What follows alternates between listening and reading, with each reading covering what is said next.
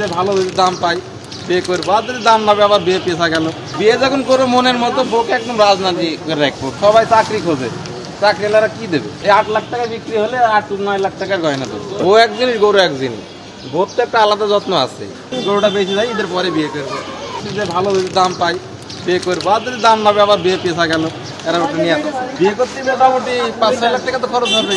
এখন মেয়ের তো খুব দাম, যেহেতু এক স্বর্ণের এক চুড়ির দামই 3 লাখ হবে হয়তো। নেকলেস আছে, অনেক খরচ। বিয়ে যখন করো মনের মতো বউকে একদম রাজনীতি করে রাখবো। বিয়ে যতই গরু পুষি, বউ মনের মতো করে রাখবো। বউ নেবে কি বলে?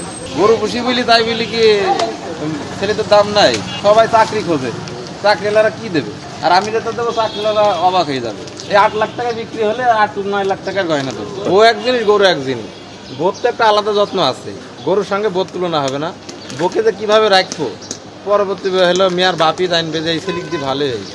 যাই হোক, ভাই সকলকে বলবেন, দোয়া করবেন গরু 3টি বেশি দিন আগামী ঈদে বিক্রি করতে পারি, নাহলে আগামী ঈদে চলে যাবে। এবার লস খালি আর বিয়ে হবে না, যেহেতু অনেক বিয়েতে খরচ। যেখানে কপালে থাকবে সেখানে বিয়ে হবে বলে এখন দেখা যাক, যদি আল্লাহ যদি চোখ খুলে তাকায় আর বিয়ে যদি কপালে থাকে হবে।